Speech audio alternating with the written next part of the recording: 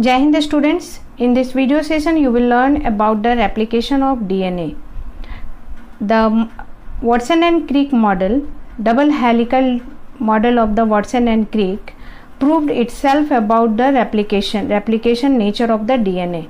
Watson and Crick ने अपना जो double helical model of DNA present किया था उसमें उन्होंने रेप्लिकेशन की बात बिल्कुल नकारी नहीं थी, मतलब स्केप नहीं किया था. The replication process of DNA was also proved and was also said by them also that our model also supports the way the DNA will replicate, and that is it is in semi-conservative nature. So here they have written का जो model है वो बहुत ही अच्छे तरीके से replication process को दिखाया, उसके द्वारा भी दिखाया जा सकता है. उनका जो मॉडल था वो रेप्लिकेशन को भी सपोर्ट कर रहा था. और वो रेप्लिकेशन उनका कहना कैसा था कि वो जो रेप्लिकेशन ऑफ डीएनए होगा वो सेमी कंजर्वेटिव इन नेचर होगा.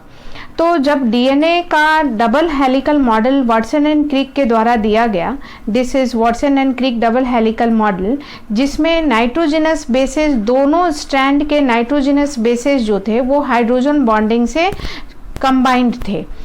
जो प्यूरीन पैरामिडीन से कंबाइंड था, हर बार प्यूरीन पैरामिडीन से कंबाइंड था, जिसमें A-T की बॉन्डिंग डबल हाइड्रोजन बॉन्डिंग थी एंड G एंड C की बॉन्डिंग ट्रिपल हाइड्रोजन बॉन्डिंग थी. तो इस मॉडल को अगर हम लोग समझते हैं, ये मॉडल ये भी कहता है कि अगर डीएनए को डीनेचुरेट किया जाए या हीट किया जाए तो ये डीएनए जो है हाइड्रोजन बॉन्डिंग ब्रेक करके ओपन हो सकता है, सेपरेट हो सकता है. ओके, नाउ सेपरेट करने के बाद न्यूट्रिएंट मीडियम से नए न्यूक्लियोटाइड्स ऐड होके और फिर से हाइड्रोजन बॉन्डिंग की फॉर्मेशन होगी और एक पेरेंटल डीएनए से दो डॉटर डीएनए बनेगा. अब देखो, ये जो दो डॉटर डीएनए बनेगा एक पेरेंट डीएनए से ओपन होने के बाद, अगर ये पूरे पे रेप्लिकेशन हो जाए तो ये पूरा स्ट्रैंड ओपन होगा और दो स्ट्रैंड में कन्वर्ट करेगा. तो ये जो रेप्लिकेशन है वो कैसा रेप्लिकेशन है? तो वाटसन एंड क्रिक का कहना था कि सेमी कंजर्वेटिव इन नेचर है. So the scheme suggested that the two strands would separate and act as template for the synthesis of the new complementary strand. Here we understand the word template. Template means क्या होता है? Template का मतलब होता है कि वो एक टेम्पलेट बेस बनाएगा जिस पे नया न्यूक्लियोटाइड ऐड होगा. उनका कहना था कि जो हमारा पेरेंटल डबल स्टैंडर्ड डीएनए है वो सेपरेट होगा और सेपरेट होके एज अ टेम्पलेट एक्ट करेगा. मतलब जैसे हम लोग कुछ मोल्डिंग के लिए टेम्पलेट यूज करते हैं हूबहू, और वो दूसरा नया उसी टेम्पलेट के अनुसार बनता है, तो that in the same way ये जो parental DNA double stranded DNA है ये ड्यूरिंग रेप्लिकेशन सेपरेट करेगा और ये दोनों पेरेंटल डीएनए स्ट्रैंड जो है वो टेम्पलेट के रूप में फंक्शन करेगा. टेम्पलेट, ओके, ये भी टेम्पलेट हो गया और ये स्ट्रैंड भी टेम्पलेट हो गया, ये स्ट्रैंड भी टेम्पलेट हो गया. ओके, जो नया वाला न्यूक्लियोटाइड है, न्यूक्लियोटाइड चेन, वो न्यूट्रिएंट मीडियम से या सेल से नए न्यूक्लियोटाइड्स बनेंगे और एक जो पेरेंटल डीएनए है, इस दोनों डॉटर डीएनए में एक पेरेंटल स्ट्रैंड रहेगा और दूसरा न्यूली सिंथेसाइज्ड डीएनए स्ट्रैंड रहेगा. इसको सेमी कंजर्वेटिव इसलिए किया गया. सेमी मीन्स हाफ, ये हाफ अपने नेचर को कंजर्व कर रहा है क्योंकि हाफ ये बिल्कुल पेरेंटल है और सेकंड वाला जो है वो न्यूली क्रिएटेड मीडियम से बना हुआ या वो मीडियम कुछ भी हो सकता है, साइटोप्लाज्म हो सकता है, या अगर टेस्ट ट्यूब में हो रहा है तो जो भी मीडियम में प्रेजेंट है न्यूक्लियोटाइड्स उससे बना हुआ ये स्ट्रैंड है और ये पेरेंटल स्ट्रैंड पुराना स्ट्रैंड ही है. तो अगर एक स्ट्रैंड बन रहा है जिसमें एक पेरेंटल पुराना है और दूसरा नया है तो हाफ कंजर्वेशन का रूल फॉलो कर रहा है, एक नया और एक पुराना. उसी तरह दोनों डॉटर सेल में सेमी कंजर्वेटिव है, हाफ कंजर्वेटिव इन नेचर है. they quoted this equation or this replication process by their model, but they didn't give any experimental proof. उन्होंने कोई experimental proof नहीं दिया. उन्होंने जो मॉडल दिया उस मॉडल के बेसिस पे उनका ऐसा कहना था कि ये जो रेप्लिकेट हमारा मॉडल बिल्कुल इस बात को नकारता नहीं है कि डीएनए रेप्लिकेट नहीं करेगा. मीन्स हमारा मॉडल इस बात को सपोर्ट करता है कि डीएनए रेप्लिकेट करेगा, और वो किस तरीके से रेप्लिकेट करेगा, तो सेमी कंजर्वेटिव तरीके से रेप्लिकेट करेगा, जिसमें जब दो डॉटर सेल बनेंगे, दो डॉटर डीएनए मॉलिक्यूल्स बनेंगे, उसमें एक स्ट्रैंड पैरेंटल होगा और दूसरा न्यूली सिंथेसाइज्ड स्ट्रैंड होगा. ओके, अब इसकी प्रूफ जो है, एक्सपेरिमेंटल प्रूफ बहुत ही इम्पॉर्टेंट है आपके 12th एग्जाम के लिए. इसका जो एक्सपेरिमेंटल प्रूफ है, it is now proven that DNA replicates semi-conservative. It was shown first of all in Escherichia coli and subsequently in higher organism and like in plants and human cell. In Escherichia coli, it was first of all proved by Matthew Meselson and Franklin Stahl. इसको short में Meselson and Stahl experiment भी कहते हैं. हर experiment का नाम याद रखिएगा. पिछला एक्सपेरिमेंट हमारा जो प्रीवियस एक्सपेरिमेंट था, जिसमें DNA is genetic material, the unequivocal proof was given by Hersey and Chase. Now this is Meselson and Stahl experiment which was performed on Escherichia coli, and they give the experimental proof of Watson and Crick semi-conservative nature of DNA model. They give the experimental proof. Okay. So Meselson and Stahl experiment की बात करते हैं. What they did the semi-conservative experimental proof of replication of DNA. पहले हम समझते हैं कि replication of DNA होता कितने तरीके का हो सकता है. रेप्लिकेशन ऑफ डीएनए कंजर्वेटिव हो सकता है, डिस्पर्सिव हो सकता है एंड सेमी कंजर्वेटिव हो सकता है. ओके, नाउ कंजर्वेटिव में क्या होगा, क्योंकि हमारा replication of DNA semi conservative है, तो हमें समझना होगा कि रेप्लिकेशन होता कितने तरीके का है और सेमी कंजर्वेटिव का मतलब क्या हुआ. अगर वो सेमी कंजर्वेटिव नहीं है तो और कितने तरीके का वो हो सकता है.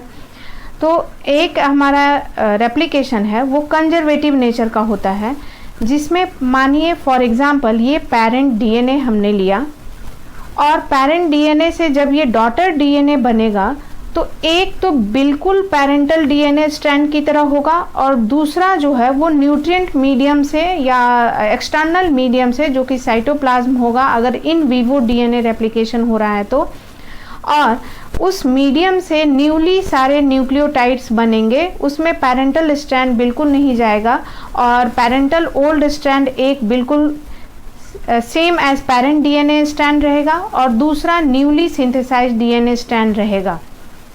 इसमें दोनों स्ट्रैंड न्यूली सिंथेसाइज्ड रहेंगे, इसमें दोनों स्ट्रैंड पेरेंटल रहेंगे.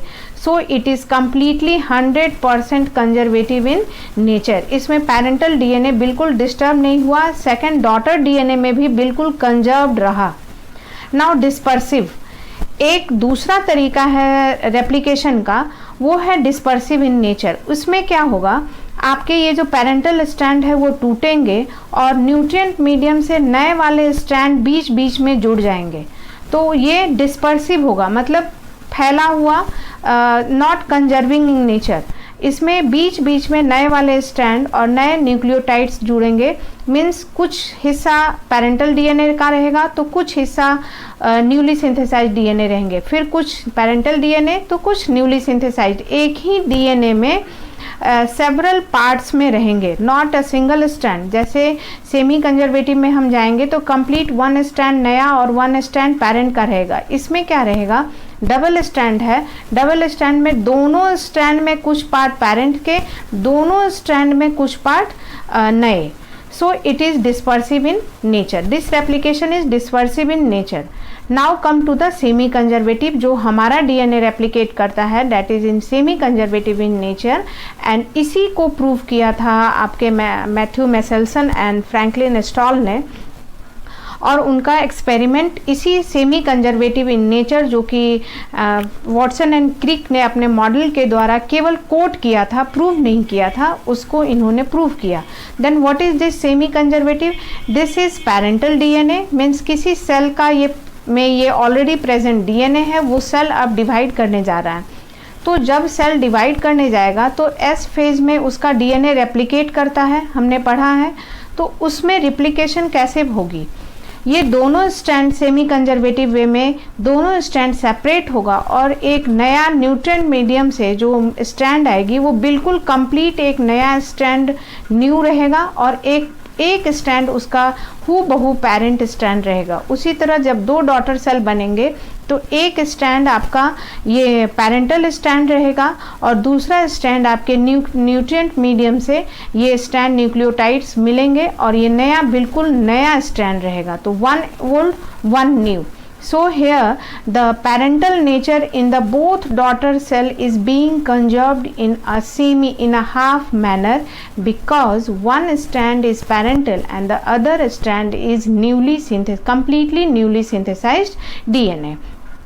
So यहाँ तक आपने समझा कि DNA का रेप्लिकेशन कितने तरीके से हो सकता है। ओके, अब एक्सपेरिमेंट्स को स्टार्ट करते हैं हम लोग। एक्सपेरिमेंट में मैथ्यू मेसेल्सन एंड फ्रैंकलिन नेस्टॉल ने लिया क्या क्या था, हम इस बात को शॉर्ट में लेकर चल रहे हैं। मेन आपका फोकस जो रहेगा वो एक्सपेरिमेंट कैसे हुआ और कैसे प्रूव हुआ इस पे होगा। सो उन्होंने एक्सपेरिमेंट जो किया वो इकोलाई पे किया। E coli is a bacteria, okay, it has double standard DNA and it is prokaryotic, it has double stranded DNA like us, maybe, but it is present in a different way, but it has double stranded DNA. Two isotopes of nitrogen, दो isotopes लिए nitrogen के, दो जो कि radio active isotopes नहीं थे। इन दोनों isotopes में डेंसिटी का डिफरेंस था, डेंसिटी ग्रेडियंट का डिफरेंस था, इसलिए रेडियो एक्टिव नहीं है। लाइक फॉस्फोरस और सल्फर जो हमने पिछले एक्सपेरिमेंट में यूज किया था वो रेडियो एक्टिव थे, इनमें डेंसिटी का डिफरेंस है। तो टू आइसोटोप्स ऑफ नाइट्रोजन, क्योंकि डीएनए में जो नाइट्रोजनस बेसेस प्रेजेंट हैं उनका सोर्स नाइट्रोजन कहीं ना कहीं से लेना होगा, तो उन्होंने ये salt as a nitrogen source लिया जिसमें अमोनियम क्लोराइड, एक अमोनियम क्लोराइड विथ N15 लिया, दूसरा अमोनियम क्लोराइड दूसरा न्यूट्रिएंट मीडियम में अमोनियम क्लोराइड N14 लिया।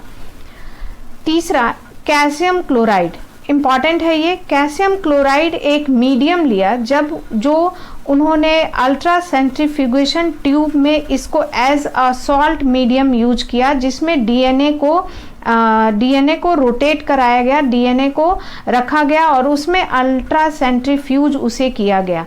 CS कैल्शियम क्लोराइड जो है वो एक सॉल्ट है और इसकी डेंसिटी लगभग और या कहेंगे 1.7 ग्राम पर क्यूबिक सेंटीमीटर डीएनए के बराबर है।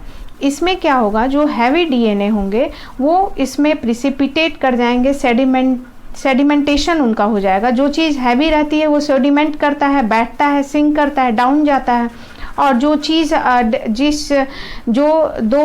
दो ऑब्जेक्ट्स अगर डेंसिटी इक्वल है लिक्विड में तो वो क्या होता है, फ्लोट करता है। ये जो कैल्शियम क्लोराइड है वो लगभग नॉर्मल डीएनए के इक्वल इसकी डेंसिटी है और जब ये हैवी डीएनए इसमें जाएगा तो वो उसमें सिंक करेगा।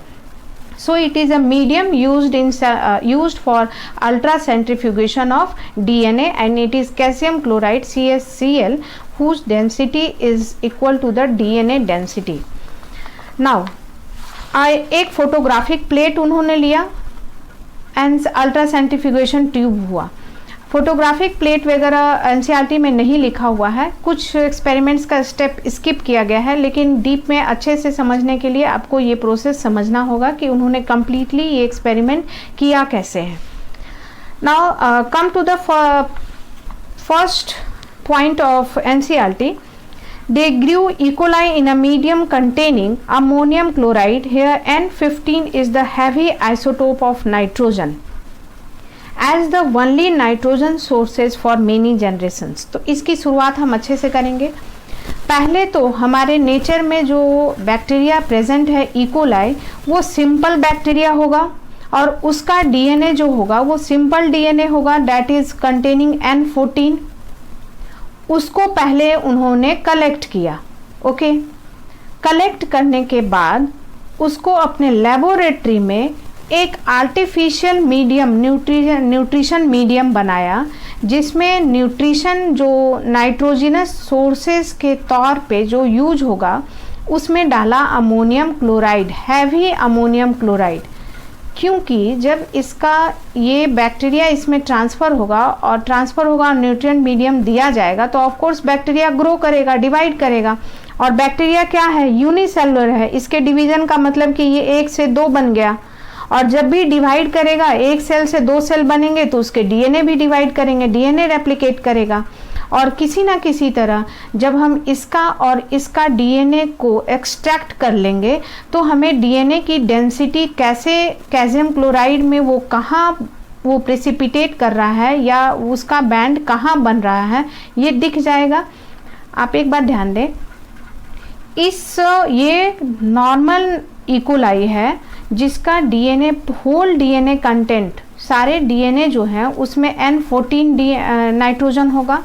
फिर इस पूरे इकोलाई बैक्टीरिया को एक न्यूट्रिएंट मीडियम में डाला गया जिसमें N4 अमोनियम क्लोराइड जो था वो हैवी था। अब जब इसमें और बहुत जनरेशन्स के लिए इसको छोड़ दिया गया। अब बहुत जनरेशन के लिए इसको बहुत वर्षों तक हमें इंतज़ार नहीं करना पड़ेगा हम लोगों की तरह। जैसे अगर हम लोगों का डीएनए रेप्लिकेशन वगैरह चेक करना है तो हम लोग या मतलब बैक्टीरिया में जो डीएनए रेप्लिकेशन होता है या बॉडी का जो वो तो यूनिसेलुलर है, एक सेल का बना हुआ है। और इसमें रिप्रोडक्शन का मतलब हुआ कि 1 सेल से 2 सेल बन जाना, इसका डिवीज़न हो जाना। इसी को डिवीज़न भी कहेंगे, इसी को रिप्रोडक्शन भी कहेंगे क्योंकि एक ही सेल है। और इसमें इसको कंप्लीट सेल को डिवाइड कर जाने में 20 मिनट्स लगते हैं। ओके, एंड डीएनए को रेप्लिकेट करने में केवल 18 मिनट्स लगते हैं और कंप्लीट सेल जब डिवाइड करेगा तो 20 मिनट्स लगेगा। तो मानिए अगर हम दिन भर भी छोड़ दे रहे हैं तो 20 मिनट में एक बार कर रहा है तो दिन भर में कितने मिनट होंगे, 24 आवर्स में कितने मिनट्स होंगे, इंटू 60 मिनट होंगे। ओके, 144 इतने मिनट्स हो जाएंगे। इसको 20 से डिवाइड कर दीजिए तो उतनी बार बैक्टीरिया डिवाइड कर जाएगा। और सारे बैक्टीरिया में जो डीएनए बनेगा, क्योंकि डीएनए बनने के लिए जो न्यूक्लियोटाइड्स मोनोमर्स की ज़रूरत होगी और उस न्यूक्लियोटाइड्स में नाइट्रोजनस बेसेस बनाने की ज़रूरत होगी, तो वो बैक्टीरिया कहाँ जाएगा, वो न्यूट्रिशन से लेगा, इस न्यूट्रिएंट मीडियम से लेगा। और इस न्यूट्रिएंट मीडियम में कैसा नाइट्रोजन है, N15 नाइट्रोजन है। तो ये वाला बैक्टीरिया यहाँ आकर बहुत सारे जनरेशन्स के बाद इसमें जो डीएनए बन जाएंगे वो N15 डीएनए इंक्लूड होंगे। ओके, यहाँ तक पहले हम इनकी परिस्थिति देखते हैं। What will happen when when we will do ultracentrifugation of the DNA of this bacteria and this bacteria। उसके बाद क्या हुआ, मैथ्यू मैसेल्सन और फ्रैंकलिन स्टॉल ने इसके डीएनए को एक्सट्रैक्ट किया, डीएनए को प्यूरिफाई किया। अब प्यूरिफिकेशन स्टेप्स हम लोग अगले चैप्टर या बाद में या नेक्स्ट हायर क्लास में पढ़ेंगे कि किसी सेल से डीएनए को कैसे प्यूरिफाई किया जाता है। तो केवल डीएनए को एक्सट्रैक्ट किया, इसको डाला कैल्शियम क्लोराइड के सॉल्ट में और अल्ट्रा सेंट्रीफ्यूग किया। अल्ट्रा सेंट्रीफ्यूगेशन के बाद एक स्टैंड बना इस अल्ट्रा सेंट्रीफ्यूगेशन ट्यूब में, जो कि ऊपर लेवल पे बना, ऊपर में। अब ये बना कैसे ये भी हम देखेंगे कि ये जो इसमें रोटेशन अल्ट्रा सेंट्रीफ्यूग करने के बाद means highly rotation, frequency of rotation काफ़ी ज़्यादा होगा पर मिनट। और उसके बाद इस पे यूवी रेज पास कराए गए। यूवी रेज जो है, डीएनए जो है वो यूवी रेज को एब्जॉर्ब कर लेता है। और यहाँ पे फोटोग्राफिक प्लेट को रख दिया गया, ये फोटोग्राफिक प्लेट। और यूवी रेज पास कराने के बाद अब देखिए यहाँ डीएनए नहीं रहेंगे तो ये पास हो जाएगा, तो फोटोग्राफिक प्लेट पे कुछ स्पॉट नहीं बनेंगे, लेकिन जब यहाँ से यूवी रेज इतने दूर पास होगा तो यहाँ डीएनए का बैंड है और ये यूवी रेज को अब्जॉर्ब कर लेगा और फोटोग्राफिक प्लेट पे एक स्पॉट नज़र आएगा, जिससे हमें पता चल जाएगा कि इस सेंट्रीफ्यूगेशन ट्यूब में जो डीएनए बैंड का स्ट्रैंड जो स्टेबल हुआ है वो इस पोजीशन पे हुआ है। तो एक फोटोग्राफिक प्लेट बनेगा जिसमें यहाँ पे N14 वाला डीएनए स्ट्रैंड का बैंड बना, उससे हम यहाँ पे उसको कोरिलेट कर लेंगे उसके पोजीशन को। उसके बाद जब हम सेवरल जनरेशन्स तक इस बैक्टीरिया को N हैवी वाले नाइट्रोजन क्लोराइड अमोनियम क्लोराइड में ग्रो कराएंगे तो उसका डीएनए स्ट्रैंड करेंगे और डीएनए एक्सट्रैक्ट करने के बाद अल्ट्रा सेंट्रीफ्यूगेशन होगा और सेम इसी प्रोसेस के द्वारा यूवी रेज पास कराएंगे, फोटोग्राफिक प्लेट रख देंगे। तो यहाँ क्या होगा, यहाँ पे यूवी रेज पास कर जाएंगे क्योंकि यहाँ डीएनए नहीं है, क्योंकि लेकिन अब यहाँ पे सब यूवी रेज पास करेगा तो ये डीएनए जो है वो एब्जॉर्ब कर लेगा यूवी रेज को और यहाँ पे फोटोग्राफिक प्लेट में जो स्पॉट बनेगा वो यहाँ बनेगा। मीन्स यहाँ अगर यहाँ की फोटोग्राफिक प्लेट ली जाए तो वो स्पॉट यहाँ बना और N14 का स्पॉट कहाँ बना, ऊपर में। चूँकि ये ऑफ कोर्स हैवी है, हैवी N15 जो है वो हैवी है, उसका सेडिमेंटेशन प्रेसिपिटेशन डाउन होगा और N14 जो है वो लाइट है, उसका जो स्टेबल होगा इस लिक्विड में वो थोड़ा ऊपर के पोजीशन में होगा। यहाँ तक तो रियल बैक्टीरिया की बात हो गई। इस बैक्टीरिया में कम्प्लीटली N14 था, इस बैक्टीरिया में कम्प्लीटली N15 था। और ये बात याद रखना कि ये जब इस मीडियम में N15 ammonium chloride, heavy ammonium chloride में जब डाला गया तो बहुत सारे जनरेशन तक उसको ग्रो कराया गया ताकि सारे बैक्टीरिया का जो डीएनए कंटेंट हो जाए वो N15 हो जाए और एक बार हम लोग उसका पोजीशन जान जाएं सेंट्रीफ्यूगेशन ट्यूब में, प्योर N15 का पोजीशन जान जाएं और प्योर N14 का भी पोजीशन हम जान जाएं, तभी तो हम पोजीशन इन सभी ये अगर ये ऐसा बनता है तो क्या होगा, ऐसा बनता है तो क्या होगा, ऐसा बनता है, हाइब्रिड बनता है तो क्या होगा, डिस्पर्सिव अगर डीएनए स्ट्रैंड है तो वो कहाँ प्रिसिपिटेट करेगा, अगर दोनों बैंड बन रहे हैं इक्वल अमाउंट में, ऐसा भी और ऐसा भी, इसका मतलब जो अल्ट्रा सेंट्रीफ्यूगेशन ट्यूब होगा तो एक स्टैंड N14 पे बनेगा और एक स्टैंड N15 पे बनेगा। हाइब्रिड वाले कहीं हाइब्रिड इस दोनों के बीच में, इस दोनों बैंड के बीच में कोई डीएनए प्रिसिपिटेशन नहीं होगा। So pure N14 and pure N15 का अल्ट्रा सेंट्रीफ्यूगेशन ट्यूब में पोजीशन जानना बहुत ज़रूरी था। अब क्या होगा, इसके बैक्टीरिया को फिर N14 मीडियम में डाला गया, N14 के मीडियम में, NH4Cl के मीडियम में डाला गया। नाउ इसके मीडियम में जब डाला गया तो आप देखेंगे इससे जो इसमें डाला गया वो मात्र मेसेल्सन एंड स्टॉल ने एक जनरेशन का वेट किया, मीन्स मात्र एक जनरेशन वेट किया। इसका मतलब ये हुआ कि 20 मिनट के बाद इसको स्टॉप किया और इसके डीएनए को एक्सट्रैक्ट किया। ओके, एक जनरेशन के बाद, ओनली आफ्टर 20 मिनट। तो हर डीएनए अपना 2-2 डॉटर सेल बनाया होगा, रेप्लिकेशन मात्र एक बार हुई होगी। तो उसके बाद इसके डीएनए को एक्सट्रैक्ट किया गया। इसके डीएनए को जब एक्सट्रैक्ट करके अल्ट्रा सेंट्रीफ्यूग किया गया तो इसका जो कंप्लीट डीएनए बैंड बना वो ये N14 बैंड और N15 बैंड के बीचों बीच में बना। इसका मतलब कंक्लूजन था कि ये जो डीएनए बैंड बन रहा है इसका वेट कैसा है, प्योर N14 का भी नहीं है और प्योर N15 का भी नहीं है, नहीं तो वो यहाँ बनता या यहाँ बनता। एकदम बीचों बीच बनने का मतलब है कि जो डीएनए इसके बने हैं वो सारे डीएनए में बीच का वेट है, मतलब N14 भी है और N15 भी है, दोनों का वेट एवरेज कर दें तो मीन पोजीशन मिलेगा। यहाँ तक तो प्रूफ हुआ कि जो डीएनए बना है वो हाइब्रिड बना है, मतलब एक स्ट्रैंड N15 का बना है और एक स्ट्रैंड N14 का बना है। ओके, यहाँ पे एक बात ध्यान दे देते हैं, अगर डीएनए अच्छा वो बात बाद में बताई जाएगी। नाउ अब ये इसको हम लोग जनरेशन 0 माने क्योंकि यहाँ से मेन एक्सपेरिमेंट से स्टार्ट हो रहा है, इसको जनरेशन 1 माने क्योंकि 20 मिनट्स के बाद इस जनरेशन को स्टॉप किया गया और उसको डीएनए को एक्सट्रैक्ट किया गया। फिर उसके बाद सेकेंड जनरेशन अलाउ किया गया उसी मीडियम में ग्रो करने के लिए, in the same medium. Just second generation means just after 20 minute, यहाँ पे 20 मिनट और फिर यहाँ पे 20 मिनट, मीन्स एक बार डीएनए का एक्सट्रैक्शन आफ्टर 20 मिनट किया गया, फिर उसी बैक्टीरिया के डीएनए का एक्सट्रैक्शन आफ्टर 40 मिनट किया गया। तो जब यहाँ पे बैक्टीरिया का डीएनए एक्सट्रैक्शन करके और अल्ट्रा सेंट्रीफ्यूज किया गया तो देखा गया कि हाइब्रिड पोजीशन पे डीएनए बैंड मिला। डीएनए बैंड जो था वो हाइब्रिड पोजीशन पे मिला और एक band again same pure N14 पर मिला, जो कि फर्स्ट जनरेशन पे N14 पे कोई बैंड नहीं था, N15 पे कोई बैंड नहीं था।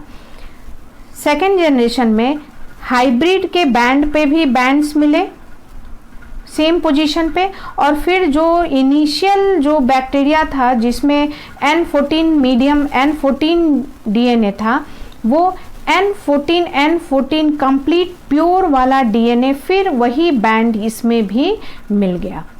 ओके, सो इसका मतलब कि कुछ डीएनए हाइब्रिड बन गए और कुछ डीएनए N14 के बने। अब ये जो N14 का है क्योंकि मीडियम में हमारा केवल N14 ही है और लेकिन पेरेंटल डीएनए में N15 भी था, तो पेरेंटल डीएनए भी कैरी हो रहा है और यहाँ पे पेरेंटल डीएनए में N14 आ गया। फिर नया जो डॉटर सेल बना उसमें फिर N14 आया जो कि न्यूट्रिएंट मीडियम से बना था। सो in the second generation the DNA replicated in the manner in which the parental DNA were conserved, and in the same way the new DNA were formed on the parental strands. Okay, so how this band was found by the Michelson and Stahl. अब हम DNA को देखते हैं। ये हमारा पहले तो ये हमारा प्योर डीएनए था। रेप्लिकेशन को देखते हैं। सबसे पहला जनरेशन हमारा रेप्लिकेशन का कैसा था? ये पहला जनरेशन था N14 वाला, N14। नाउ सेकेंड जनरेशन का मीडियम था N15 और बहुत जनरेशन्स के बाद इसको एक्सट्रैक्ट किया गया तो क्या देखा गया? सारे जो बैक्टीरिया थे वो N15 के हो गए। बहुत जनरेशन्स के बाद N15। अब देखिए ये न्यूट्रिएंट मीडिया में एक डीएनए 2 डीएनए बनाएगा। सो ये आपका N15 था प्योर पेरेंटल डीएनए, ये N15, और जब ये सेपरेट किया डिवीज़न के लिए, ये हम नहीं भी बना सकते हैं क्योंकि सारे बैक्टीरिया का तो डीएनए एक ही तरह का था और हर डीएनए 2 डीएनए डॉटर सेल बनेगा तो ये भी वैसे ही बनाएगा, इसलिए हम एक लेकर चल सकते हैं। और यहाँ इसका एक पेरेंटल स्ट्रैंड यहाँ ब्रेक किया और N15, और नया पेरेंटल स्ट्रैंड जो है N14 आया आपका न्यूट्रिएंट मीडियम से, और यहाँ भी N14 आया आपका कहाँ से? न्यूट्रिएंट मीडियम से। तो दोनों हाइब्रिड हो गए और हाइब्रिड होने के बाद दोनों का जो वेट है वो मीन पोजीशन पे चला गया। अब हम फिर इसको, अब ये जो है ये 2 डीएनए अपना अपना डॉटर डीएनए बनाएगा। अब देखिए चूंकि ये हाइब्रिड है इसलिए यहाँ पे दोनों डीएनए को लेना जरूरी है। यहाँ से एक पेरेंटल डीएनए आपका N15 हो गया और दूसरा पेरेंटल डीएनए आपका N14 हो गया, लेकिन न्यूट्रिएंट मीडियम में कैसा है? N14। तो एक नया वाला न्यूट्रिएंट मीडियम N14 बनेगा और फिर इस पर भी नया वाला डीएनए स्ट्रैंड कैसा बनेगा? N14। फिर यहाँ देखिए एक पेरेंटल डीएनए N14 था और दूसरा पेरेंटल डीएनए N15 था।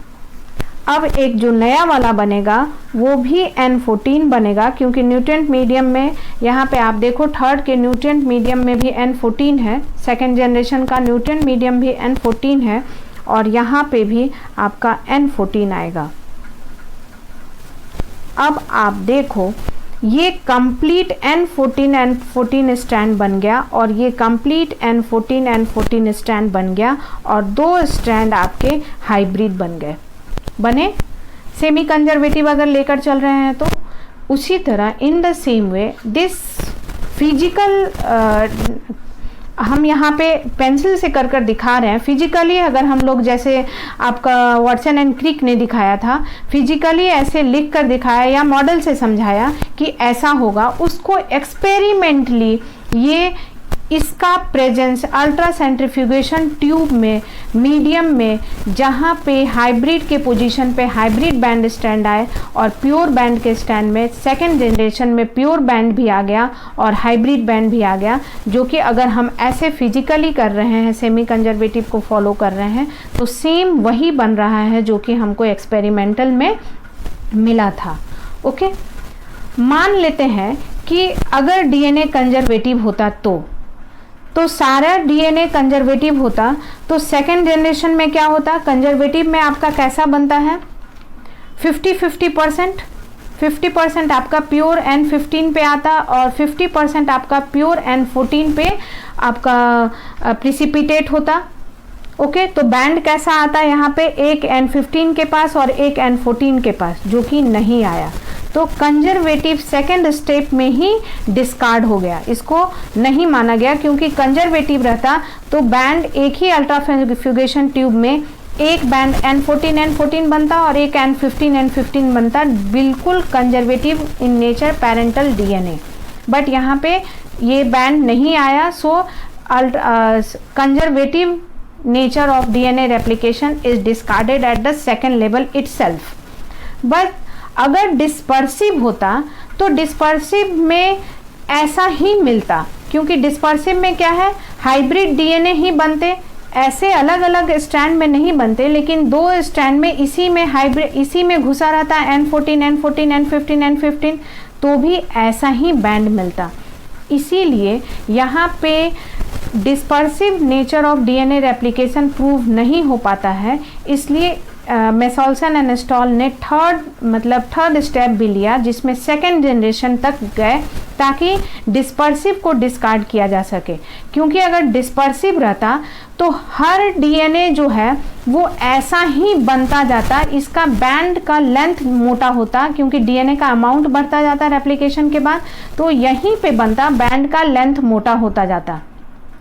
लेकिन सेकेंड के बाद जब देखा गया तो इस बैंड का लेंथ नहीं मोटा हुआ, बल्कि एक बिल्कुल नया स्टैंड जो कि N14 की तरह था, वहाँ नया N14 स्टैंड के पास एक बैंड फिर से G2 के बाद बना, जो कि G2 के बाद ऐसा ही मिलता मोटा बैंड के साथ, तो डिस्पर्सिव नेचर प्रूव होता।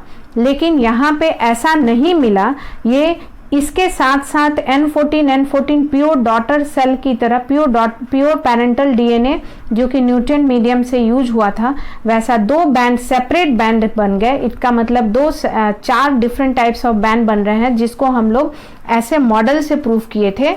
ये मॉडलिंग प्रूव हुआ और ये एक्सपेरिमेंटल प्रूव हुआ। इसमें दो बैंड बनने के बाद ये बिल्कुल प्रूव हो गया कि जो रेप्लिकेशन ऑफ डीएनए है वो सेमी कंजर्वेटिव इन नेचर है, it is not conservative and it is not dispersive. Semi conservative means carrying both when two daughter DNA is formed, then the double stranded DNA has one strand is similar to is same as the parent strand, and the second strand is formed totally new by the nucleotides used in the nutrient medium. So it is all about the Matthew method experimental proof that the replication of DNA is semi conservative in nature. So read this experiment again and again and keep revising the topic. So because this topic consists of many different types of experimental proof, you must not get confused between these different types of experimental proof. Okay, this is all about the Michelson and Stahl experiment to prove the semi-conservative nature of replication given by Watson and Crick by their model. Okay, thank you.